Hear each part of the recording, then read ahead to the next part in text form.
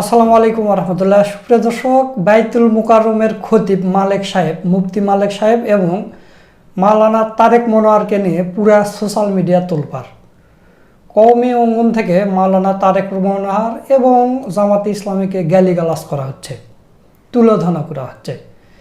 তো ঘটনার সূত্রপাত কি আপনারা স্ক্রিনে দেখতে পাচ্ছেন যে ঈদের দিনে স্বরাষ্ট্রমন্ত্রী এবং প্রধানমন্ত্রীর মাথায় টুপি পরিয়ে দিয়েছেন মুফতি আব্দুল মালেক সাহেব। তো এরপরে ফেসবুকে পোস্ট দিয়েছেন মাওলানা তারেক মনোয়ার। তিনি লিখেছেন যে বাইতুল মোকাররমের খতিব হয়েও যাতে পালাতে না হয় সে কথা স্মরণে রেখেই আবেগ দেখানো উচিত। তো এই ফেসবুকে এই পোস্ট করার কারণেই কওমি অঙ্গন থেকে তার উপর ঝাঁপিয়ে পড়া হয়েছে এবং তার সাথে জামাতে ইসলামীকেও গালিগালাজ করা হচ্ছে। অনেক ধরনের যুক্তি তর্ক এগুলো চলতেছে। তো তারেক মনোয়ার সাহেব ভুল কি বলেছে? এর আগেও তো বাইতুল মোকাররমের খতিব পালিয়ে গেছে। মানে পৃথিবীর ইতিহাসে এটা বিরল যে প্রধানমন্ত্রীর সাথে বাইতুল মোকাররমের খতিবও পালিয়ে যায়। এটা কোনো পৃথিবীর কোনো দেশে এরকম হয়নি যে প্রধানমন্ত্রী পালিয়ে গেছে বা ওই দেশের জাতীয় মসজিদের ইমামও পালিয়ে গেছে, কিন্তু বাংলাদেশে এটা হয়েছে।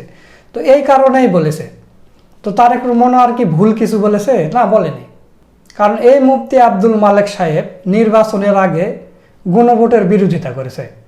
তিনি মসজিদের মেম্বারে বসে তিনি বলতেছে যে গণভোটে যেহেতু হ্যাঁ না দুটা অপশান আছে, যদি শুধু হ্যাঁ অপশান থাকতো তাহলে হতো, না অপশানও তো আছে, তো না অপশান যেহেতু আছে তাহলে নাতেও ভোট দেওয়া যাবে, এরকম যুক্তি দিয়েছিলেন, গণভোটের বিরোধিতা করেছিলেন। এরপর আবার জামাতে ইসলামের বিরুদ্ধে তিনি ওই মসজিদের মেম্বারে বসে বলেছিলেন যে শুধু নামের সাথে ইসলাম থাকলে সে ইসলামিক দল হওয়া যায় না, এরকম ফতোয়া দিয়েছিলেন। আচ্ছা, গেল। এরপর বিএনপির ছাপাই গিয়েছিল যে বিএনপি মদিনার সনদ নেই, মদিনার ইসলাম পালন করবে, এ করবে সে করবে নির্বাচনে জিতলে। তো এরপর আমরা দেখলাম যে রামিসার ঘটনা নিয়ে স্বরাষ্ট্রমন্ত্রী সালাউদ্দিন সাহেব বললেন যে না, আমরা মধ্যযুগীয় নেই, আমরা আধুনিক যুগে আছি।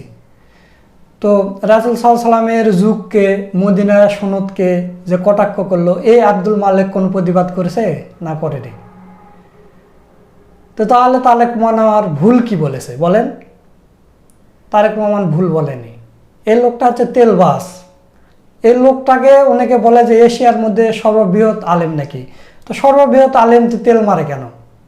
একটা দলের তেল মারে কেন? এই পর্যন্ত বিএনপি 5 আগস্টের পর থেকে এখন পর্যন্ত 250-এর উপর অধিক মানুষকে হত্যা করেছে।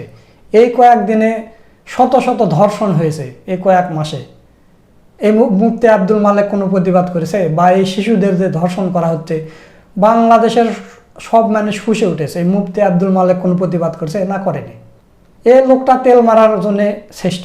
এই কারণে তারেক মনোয়ারের কথা বলেছে। ভুল কি বলেছে? তো দর্শক, উনি কওমি ভাইয়েরা এটা নিয়ে প্রতিবাদ করলেও কিন্তু অন্যান্য বিষয় যেগুলো আছে সেগুলো প্রতিবাদ করে না। কেন করে না? কারণ হচ্ছে তারা জাকাতের মাল খায়। জাকাতের মাল, খাদ্য যাদের পেটে ঢোকে তারা প্রতিবাদ করতে পারে না।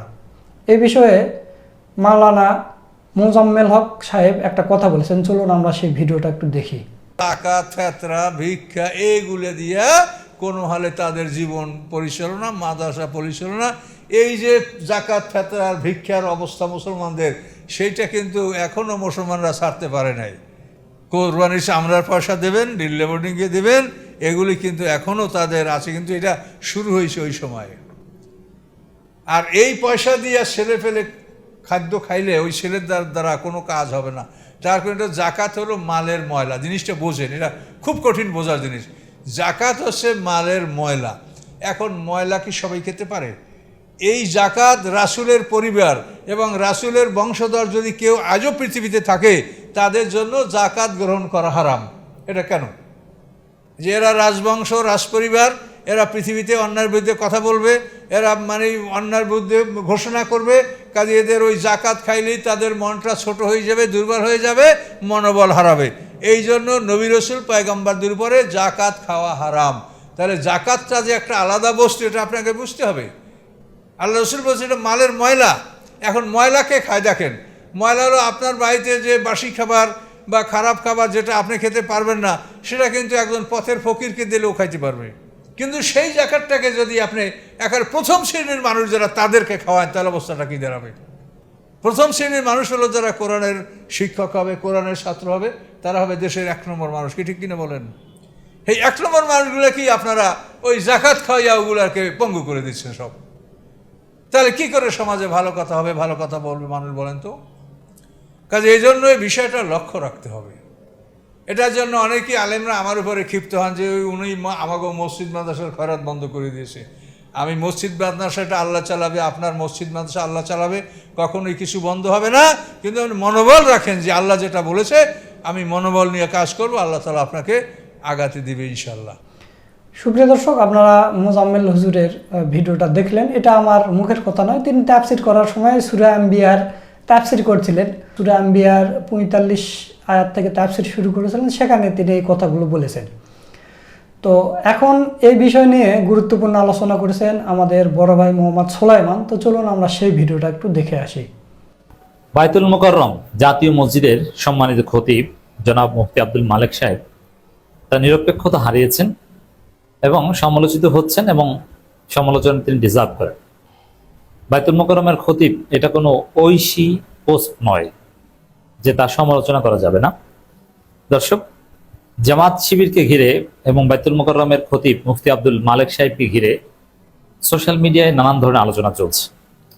বিশেষ করে কৌমিদের একটা বিরাট অংশ তারা জামাতকে গালাগালি করছে, জামাত বিরোধিতা বা তাদের যে জামাত বিদ্বেষ এটা দেখাচ্ছে যে জামাতের লোকজন মুফতি আব্দুল মালেককে দেখতে পারে না।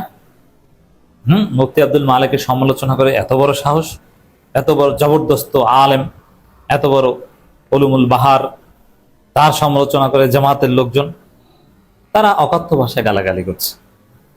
আর জামাতের লোকজন তাদের দৃষ্টিভঙ্গির কথা বলছে যে না, আমরা মুফতি আব্দুল মালেক সাহেবের সমালোচনা করছি না বা তাকে আমরা রেসপেক্ট করি, তবে জামাতের যারা একটু অতি শিক্ষিত তারা মুফতি আব্দুল মালেককে নিয়ে প্রশ্ন তুলছে। এই জন্য আমার এই আলোচনা যে আসলে মুফতি আব্দুল মালেক সাহেব তিনি বায়তুল মুকাররমের খতিব পদের যে হক, নিরপেক্ষতা বজায় রাখবেন, এটা ধরে রাখতে পেরেছেন কিনা। উত্তর হচ্ছে পারেন নাই। কেন পারেননি আমি দেখাবো। দ্বিতীয় হচ্ছে যে আসলে জামাতের লোকজন মুফতি আব্দুল মালেক সাহেবকে কিভাবে দেখে। মূলত এই বায়তুল মুকাররমের খতিব কেন্দ্র করে জামাতকে জড়িয়ে যে আলোচনা, এটার স্টার্টিংটা ঈদের দিন সকালে জাতীয় ঈদগাহে ঈদের জামাতে বায়তুল মুকাররমের খতিব মুফতি আব্দুল মালেক সাহেব মাননীয় প্রধানমন্ত্রী তারেক রহমানকে এবং মাননীয় স্বরাষ্ট্রমন্ত্রী জনাব সালাউদ্দিন আহমেদকে টুপি পরিয়ে দিয়েছিলেন। এখন এই টুপি পরানোকে নানান জনে নানানভাবে ব্যাখ্যা দিয়েছে। জামাতপন্থী একজন আলেম জনাব মাওলানা তারেক মনোয়ার, আমাদের শ্রদ্ধেয় বড় ভাই, ঢাকা বিশ্ববিদ্যালয়ের পলিটিক্যাল সায়েন্সে পড়েছেন এবং কবি জসিমউদ্দিন হলে থাকতেন। তারেক মনোয়ার ভাই তিনি ফেসবুকে লিখেছেন যে বায়তুল মুকাররমের খতিব হয়েও যাতে পালাতে না হয় সে কথা স্মরণে রেখেই আবেগ দেখানো উচিত। এখানে স্পষ্ট যে এখানে আবেগ দেখানো বলতে প্রধানমন্ত্রী এবং স্বরাষ্ট্রমন্ত্রীকে টুপি পরিয়ে দেওয়াটাকে আবেগ এবং তেল মারা হিসেবে তিনি তুলনা করেছেন এবং বায়তুল মুকাররমের খতিবকে তারেক মনোয়ার নসিহত করেছেন। এখন কওমির লোকজন খেপেছে যে হ্যাঁ, তারেক মনোয়ারের এত বড় সাহস, তিনি বায়তুল মুকাররমের খতিবকে এত বড় ইঙ্গিতপূর্ণ কথা বলেন যাতে পালাতে না হয়, নানান কিছু, যে না মানে এত বড় আলেম, এত জ্ঞান তাকে এটা তারেক মনোয়ার বলবেন কেন, এ ধরনের একটা বিষয়। এবং জামাতপন্থী আলেম ওলামারা সবাই তাদের দৃষ্টিভঙ্গি তুলে ধরার চেষ্টা করছে যে না, আমরা মুফতি আব্দুল মালেকের বিরুদ্ধে নই, উই রেসপেক্ট হিম। প্রথম কথা হচ্ছে যে বায়তুল মুকাররমের খতিব তিনি অন্য 10 জন আলেমের মতো একজন আলেম, তার এলেম নিয়ে কোনো প্রশ্ন নাই। এলেম নিয়ে যদি প্রশ্ন করেন, যে খতিব পালিয়েছে রুহুল আমিন, তার এলেম আব্দুল মালেকের চাইতে কোনো অংশে কম নয়। খতিব রুহুল আমিন কিন্তু জগৎ বিখ্যাত আলেম, জবরদস্ত আলেম। আরো অতীতে যারা ইতিহাসে ভিলেন হয়ে আছে ভুল রাজনৈতিক সিদ্ধান্তের কারণে, তারা আলেম হিসেবে কিন্তু জবরদস্ত। যেমন হাকিমুল উম্মাহ আশরাফ আলী থানভীর চাইতে কোনো বড় দেওবন্দি আলেম উপমহাদেশে আসে নাই। আশরাফ আলী থানভী যে কটা কিতাব লিখেছেন, দেওবন্দি আকাবিরের সবাই মিলে ওই কটা কিতাব লিখতে পারেনি, অথচ তিনি ব্যাপক সমালোচিত। 47 প্রশ্নে, মুসলিম জাতীয়তাবাদ প্রশ্নে, শাইখুল হিন্দ যাকে বলা হতো, হুসাইন আহমেদ মাদানী। হুসাইন আহমেদ মাদানীর এলেম যদি বলেন, জগৎ বিখ্যাত আলেম। তাদের এই যে আশরাফ আলী থানভী কিংবা হুসাইন আহমদ মাদানী রাজনৈতিকভাবে তারা ব্যাপকভাবে সমালোচিত। তাদের নিজ ঘরানায় রাজনৈতিক বিতর্ক আছে তাদের নিয়ে, পাকিস্তান ভাগ নিয়ে। অথচ তাদের এলেম আকাশচুম্বী এলেম, তাদের ধারে কাছেও অন্য কোনো কওমি আলেম যেতে পারেনি। আশরাফ আলী থানভী এবং হুসাইন আহমদ মাদানী, হাজী ইমদাদুল্লাহ মুহাজির মুখী, এরকম 3-4 জন টপ একদম ইতিহাসের কিংবদন্তি আকাবিরদের মধ্যে এই আশরাফ আলী থানভী, হুসাইন আহমদ মাদানীর অন্যতম। অথচ তাদের নিয়ে ব্যাপক রাজনৈতিক সমালোচনা। তো তাদের তুলনায় আশরাফ আলী থানভী কিংবা হুসাইন আহমদ মাদানীর চেয়ে তো বড় কিছু হয়ে যাননি মুফতি আব্দুল মালেক। তাদের মতো অত বড় আলেম হতে পারেন। হ্যাঁ, তিনি আলেম, বাংলাদেশের মধ্যে এই মুহূর্তে সবচেয়ে বড় আলেম বলা যায়, আরো অনেক কিছু বলা যায়। তার এলেম নিয়ে কোনো প্রশ্ন নেই, সত্যিকার অর্থে তিনি একজন জবরদস্ত আলেম। কিন্তু আশরাফ আলী থানভী কিংবা হুসাইন আহমদ মাদানীর চাইতে বড় কিছু হয়ে যাননি, এবং সেটা সম্ভব নয়। তাহলে আশরাফ আলী থানভী কিংবা হুসাইন আহমদ মাদানী যদি সমালোচনা করা যায়, মুফতি আব্দুল মালেকের সমালোচনা করা যাবে না কেন? তো কৌমিরা যারা তারেক মনোয়ারের উপর ঝাঁপিয়ে পড়েছেন, তাদেরকে বলবো যে তারেক মনোয়ার সমালোচনা ভুল করেছেন, ভুল কথা লিখেছেন বা ভুল বলতে পারেন, বা তার সমালোচনা করতেই পারেন। আপনারা এমন ভাবে মুফতি আব্দুল মালেককে দেখাচ্ছেন যে তার সমালোচনা করা যাবে না। না, বিষয়টা এরকম না। অবশ্যই মুফতি আব্দুল মালেকের সমালোচনা করা যাবে, যেমনটা তারেক মনোয়ারের সমালোচনা আপনারা করছেন বা করা যাবে। এই হচ্ছে কথা। দ্বিতীয় কথা হচ্ছে যে হ্যাঁ, মুফতি আব্দুল মালেক সাহেব তো আসলেই সমালোচনার যোগ্য। তিনি তো আগে নিরপেক্ষতা হারিয়েছেন। যেমন তিনি স্পষ্টতই জামাত বিদ্বেষ প্রচার করেছেন। যেমন দেখেন, আমি একটা সিম্পল প্রশ্ন করি, এই প্রশ্ন উত্তর দিতে পারবেন? প্রধানমন্ত্রীকে, স্বরাষ্ট্রমন্ত্রীকে টুপি পরিয়ে দিয়েছেন, এটা সুন্নাত, ভালো, এটা উপকারিতা আছে। আমি আগেই ব্যাখ্যা দিয়েছি, টুপি পরানোটা এটা বরং তারেক রহমানের বিরুদ্ধে গেছে। এটা মুফতি আব্দুল মালেকের কোনো তেলবাজি না, এটা নিছক ভালো কাজ। কারণ প্রধানমন্ত্রী টুপি পরে আসেন না, স্বরাষ্ট্রমন্ত্রী টুপি পরে আসেন না, আর টুপির একটা সিম্বলিক গুরুত্ব রয়েছে। এটা ইসলামী শরীয়তে টুপির কোনো সওয়াব নাই, কিন্তু রাজনীতিতে গুরুত্ব রয়েছে। টুপি দেখলে ইসলাম বিরোধীরা খেপে যায়, টুপি দেখলে তাদের কলেজে আগুন ধরে। তা প্রধানমন্ত্রী টুপি পরে ঘোরেন, এতে হিন্দুত্ববাদী সেকুলারদের মাথা খারাপ হয়ে যায়। এই জন্য প্রধানমন্ত্রীর মাথায় টুপি পরিয়ে দেয়া, এটার শরীয়তে এর সওয়াব তেমন না থাকলেও রাজনীতিতে এর গুরুত্ব তাৎপর্য অনেক। প্রধানমন্ত্রীকে বাইতুল মুকাররমের খতিব টুপি পরিয়ে দিয়েছে, এর ভালো। এই জন্য আমি এটা তারেক রহমানের বিরুদ্ধে গেছে এই টুপি পরানোটা, বরং তিনি বিব্রত বোধ করেছেন এবং পারসেপশন ক্রিয়েট হয়েছে যে ঠিক মতো টুপি টাপি পরেন না। এখানে বাইতুল মুকাররমের খতিব কোনো অন্যায় কাজ করেনি, বরং ভালো কাজ করেছে। কিন্তু তার আগে তিনি কি করেছেন? তিনি একদম বিএনপির পক্ষ নিয়েছেন। সালাউদ্দিন আহমেদ কয়েকদিন আগে শরীয়ত আইনকে মধ্যযুগীয় বলে কটাক্ষ করেছেন। বাইতুল মুকাররমের খতিব সালাউদ্দিন আহমেদ কি কিছু বলেছেন? এ বিষয়ে তো মুখই খুলতে পারেননি। অতএব বাইতুল মুকাররমের খতিব তো নিরপেক্ষতা হারাননি। জামাতকে ইঙ্গিত করে বলেছেন দলের নামের পিছনে ইসলাম থাকলেই তাদেরকে ভোট দেওয়া যাবে না, আর যাদের নামের পিছনে ইসলামের নাম গন্ধ নাই, বিএনপি, তাদেরকে ভোট দেওয়া যাবে। এই জাতীয়তাবাদ সেই জাতীয়তাবাদ না, তাদেরকে ভোট দেওয়া যাবে। আবার গণভোটে নায়ের পক্ষে প্রচারণা চালিয়েছেন, যেটা জুলাইয়ের সাথে এক প্রকার গাদ্দারি। জুলাই সনদের বিরুদ্ধে, জুলাই সনদ যাতে পাশ না হয়, নায়ের পক্ষে প্রচারণা চালিয়েছে। তো এই যে 2 নম্বর এগুলো বাইতুল মুকাররমের খতিব করেছেন, এগুলো কারণে তিনি সমালোচনার যোগ্য। তার সমালোচনা হতেই পারে। তিনি কেন নায়ের পক্ষে ক্যাম্পেইন করেছেন? তিনি কেন বিএনপির পক্ষে, কেন জামাতের বিরুদ্ধে বলেছেন? না, বাইতুল মুকাররমের খতিব হিসাবে তাকে নিরপেক্ষ থাকতে হবে। তিনি জামাতের বিরুদ্ধে বলবেন না, পক্ষে বলবেন না, বিএনপির বিরুদ্ধে বলবেন না, পক্ষে বলবেন না।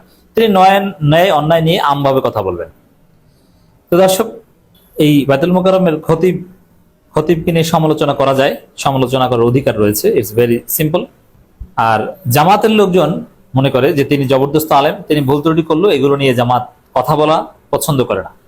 মুফতি আলী হাসান ওসামা তিনি এই বিষয়ে একটা ফেসবুক পোস্ট দিয়েছেন জামাতের দৃষ্টিভঙ্গি ব্যাখ্যা করে, যে হ্যাঁ, মুফতি আব্দুল মালেক সাহেব নিরপেক্ষতা হারিয়েছেন, অনেক জায়গায় কথা বলার সুযোগ আছে তার বিরুদ্ধে, কিন্তু তারপরও আমরা তাকে রেসপেক্ট করি এবং আমরা তার বিরুদ্ধে কিছু বলতে চাই না। আমির যেমন এমনটা নির্দেশ দিয়েছেন। এটা হচ্ছে জামাতের আরেকজন আলেম লিখেছেন, মুহতারাম মাওলানা আব্দুল মালেক হাফিজুল্লাহ ঈদগাহে প্রধানমন্ত্রীর মাথায় টুপি পরিয়ে চমৎকার একটি কাজ করেছেন, তাকে অসংখ্য ধন্যবাদ। জামাতের লোকজন এটাকে নেগেটিভলি নেয় না, কিন্তু এখানে মুফতি আব্দুল মালেককে জামাতের বিরুদ্ধে দাঁড় করিয়ে অথবা তার সমালোচনা করা যাবে না এরকম একটা চেষ্টা করে রাজনীতি করছে এনসিপির কিছু আলেম এবং চরমনাই। না, এটা করা যাবে না। ভুল কথা হচ্ছে মুফতি আব্দুল মালেকের সমালোচনা যে কেউ করতেই পারে, ইটস ভেরি সিম্পল। সুপ্রিয় দর্শক, আপনারা সুলাইমান ভাইয়ের ভিডিও সহ পুরো ভিডিওটা দেখলেন। তো এখন কওমের যারা জামাত শিবির এবং মাওলানা তারেক মনোয়ারকে গালিগালাজ করতেছে, এরা কিন্তু ওই রুহুল আমিন যে কওমি জননী উপাধি দিয়েছিল না হাসিনাকে, তাদের হচ্ছে সমর্থকেরা। ওই রুহুল আমিনের সমর্থকই কিন্তু এখন আবার আব্দুল মালেকের সমর্থক হয়ে গেছে, ঠিক আছে না? কারণ কওমি জননী যেদিন উপাধি দেওয়া হয়েছিল সেদিন কিন্তু লক্ষ লক্ষ কওমি আলেম ওলামা ছাত্ররা সেই অনুষ্ঠানে উপস্থিত ছিল, সেখানে কওমি জননী উপাধি দিয়েছিল হাসিনাকে। তো এখন হয়তো বর্তমান সরকারকে অন্য কিছু উপাধি দিতে পারে, এই কারণে তারেক মনোয়ার সাহেব এই কথাটা বলেছেন। তো দর্শক, সব মিলিয়ে আজকের এই ভিডিওটা আপনাদের কাছে কেমন লেগেছে তা অবশ্যই কমেন্ট করে জানিয়ে দেবেন। ভিডিওটা ভালো লাগলে শেয়ার করবেন। সকলকে ধন্যবাদ। আসসালামু আলাইকুম রহমতুল্লাহ।